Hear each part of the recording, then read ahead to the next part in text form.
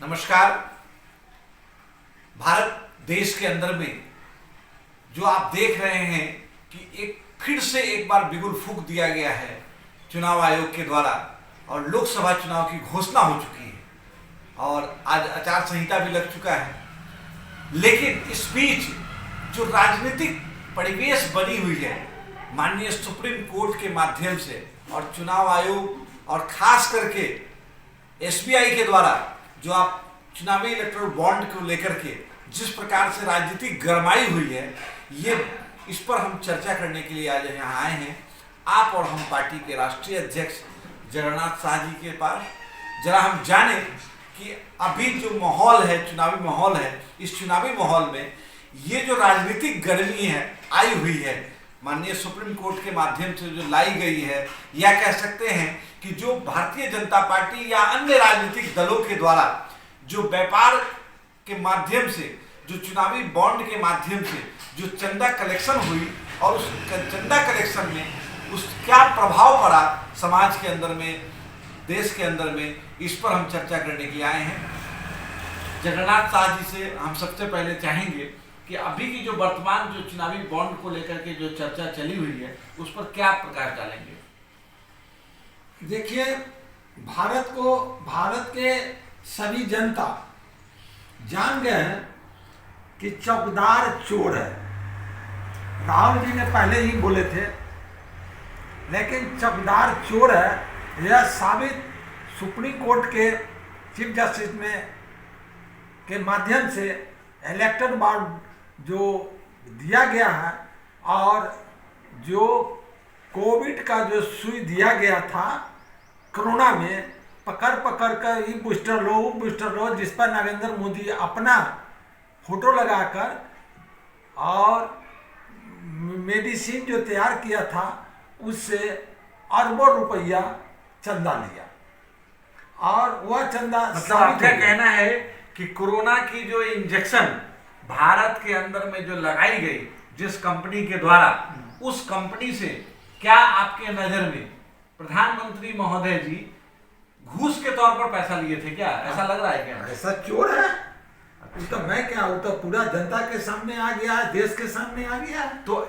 इसका मतलब यह है कि ऐसी परिस्थिति में क्या यह माना जाए कि भारत के अंदर में पिछले जो समय से जो व्यापार चल रहा है, खास करके अंतर्राष्ट्रीय निवेश जो हो रहे हैं, उन तमाम निवेशकों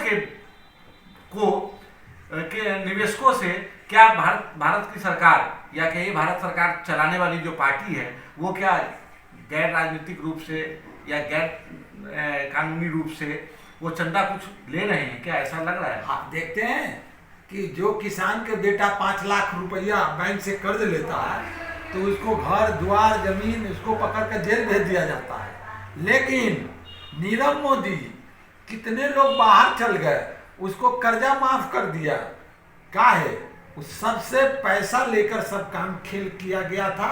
अभी जो इतना बड़ा घोटाला हुआ है यह सब जनता जानती है, इसमें कहीं से कोई दुमत की बात नहीं है। मतलब कुल मिलाकर के आपको ये चुनावी इलेक्ट्रिक बॉन्ड के माध्यम से लग रहा है कि बहुत बड़ी कमीशन खोरी का काम चला है क्या? ये पूरा चला है, इसमें कोई दुमत की बात है क्या? अच्छा, एक चीज बताइए, आप भी चुनावी बिगुल फूंक चुकी है, पूरे देश के अंदर में है और आप भी इस बार चुनाव लड़ने की योजना बना रखे हैं, तो क्या लगता है कि आपका बिहार के अंदर में जो 40 लोकसभा सीट है इस पर महागठबंधन या फिर एनडीए, ये दोनों में टकराहट जिस प्रकार से हो रही है, क्या लग रहा है कि किनको क्या मिल सकता है? देखिए, तेजस्वी जी ने 17 महीना में 5 लाख नौकरी लगभग दिए हैं और एक वो पेपर लीक नहीं हुआ है।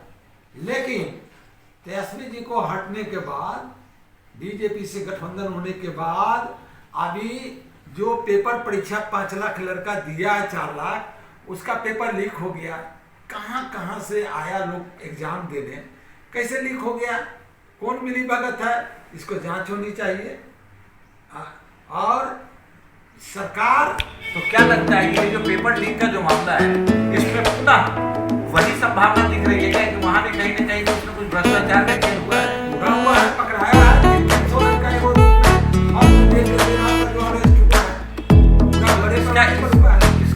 सीधा आरोप क्या अभी नई जो गठबंधन सरकार बनी है, सरकार के हुआ बीजेपी का देन है, बीजेपी घोटाला का पार्टी है। अच्छा अच्छा अच्छा, एक ही बताइए कि अभी आप चूंकि कानू समाज से आते हैं और अपने आप को सन ऑफ कानू भी बताते हैं और बहुत सारे कानू समाज के लोग आपको सन ऑफ कानू मानते भी हैं, तो ऐसे स्थिति में क्या लगता है इस बार की लोकसभा में क्या कोई कानू का बेटा जाएगा क्या लोकसभा में?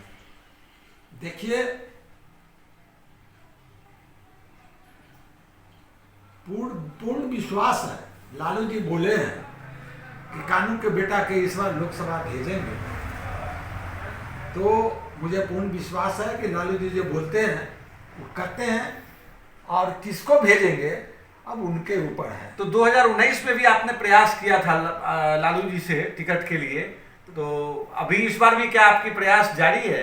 देखिए, 19 में किए थे प्रयास, लेकिन उस समय वो जेल में चले गए थे रांची, समझे, तो बात नहीं बन पाया था।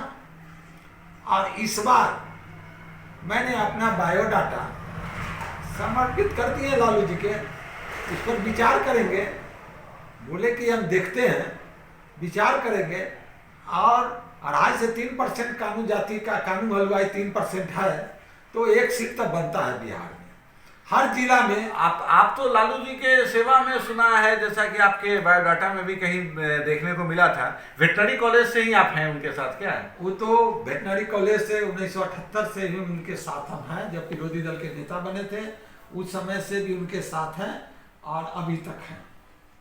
तो क्या उम्मीद है इस बार आपकी चुनावी टिकट मिलने की चांसेस बन रही है क्या? देखिए, मैंने अपना फर्ज उनके नजदीक दे दिए हैं, आवेदन कर दिए हैं। अब लालू जी के कृपा, उनकी आशीर्वाद, तेजस्वी जी के, अगर कानू के बेटा के मिलता है फिर भी हम खुश हैं, इसमें कोई दो मत बात नहीं है।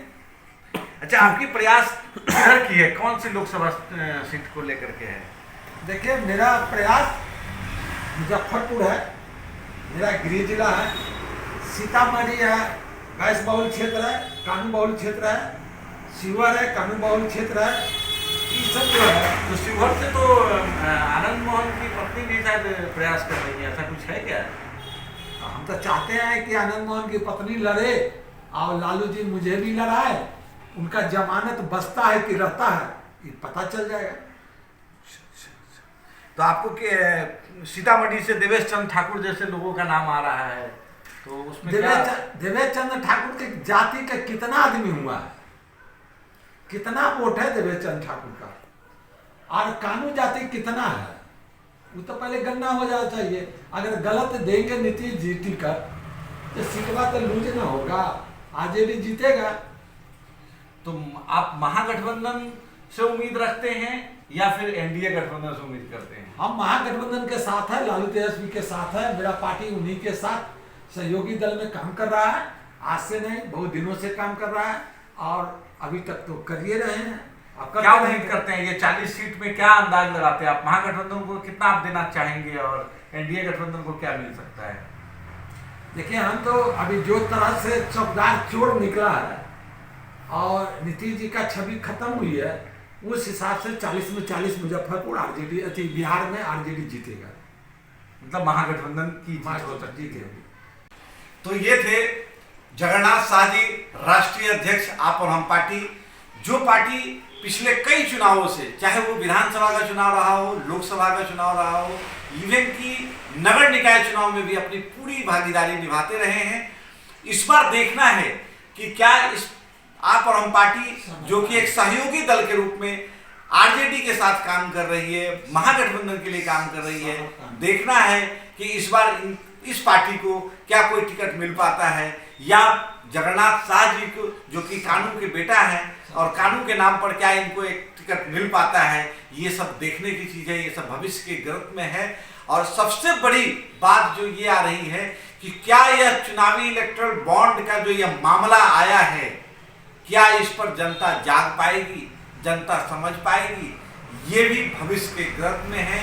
क्या इस बार का लोकसभा चुनाव का यह क्या मुख्य मुद्दा बन सकता है, जिस प्रकार से पिछले कई चुनावों में हमेशा देखने को मिलता रहा है कि भ्रष्टाचार मुक्त का मुक्ति का जो संकल्प लेकर मोदी सरकार आगे बढ़ती रही है, क्या इस बार जो उनके ऊपर ही यह छीटाकशी भ्रष्टाचार का पड़ रहा है, क्या इस पर उनके 400 पार की जो संकल्प है उस पर क्या असर डालेगी, ये सब भविष्य में देखने को मिलेगा।